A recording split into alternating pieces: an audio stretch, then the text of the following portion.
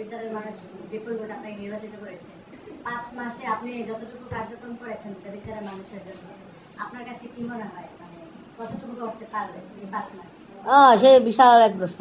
5 মাসে মানুষের মানুষের প্রত্যাশা আসলে আমাদের কাছ থেকে অনেক অনেক, এবং এটা এই প্রত্যাশা হওয়া খুবই স্বাভাবিক। কারণ আমার নির্বাচনটা আমি ব্যক্তিগতভাবে মনে করি যে এটা সবাই আমাকে ভোট দিয়েছে, সবাই আসলে দলমতের ঊর্ধ্বে উঠে।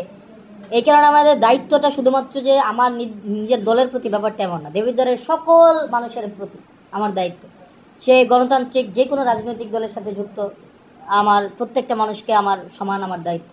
তো সে জায়গা থেকে মূলত আমার 3টা জায়গায় ফোকাস। এক হচ্ছে ইনফ্রাস্ট্রাকচারাল ডেভেলপমেন্ট, আর দ্বিতীয় হচ্ছে এডুকেশন, 3 হচ্ছে এমপ্লয়মেন্ট। এই 3টা হচ্ছে আমার ভিজিবল একটা জায়গা যে আমরা এই 3টা জায়গায় পরিবর্তন করব। তো এই 3টা জায়গায় পরিবর্তন করতে গিয়ে ইনফ্রাস্ট্রাকচারে আমি দেখেছি অনেক ঘাটতি রয়েছে। ইনফ্রাস্ট্রাকচারে উন্নয়নমূলক কাজে সমন্বয়হীনতা আছে।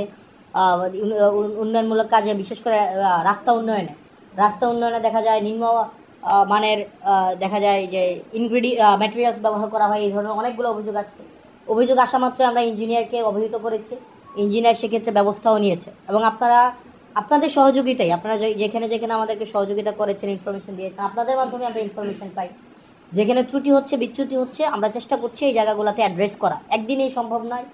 তো 5 মাসে আবার এখানে ইনফ্রাস্ট্রাকচারের ভিজিবল ডেভেলপমেন্টের করার ক্ষেত্রে আমাদের একটা বড় ঘাটতি ছিল আমাদের এই সিজনটা।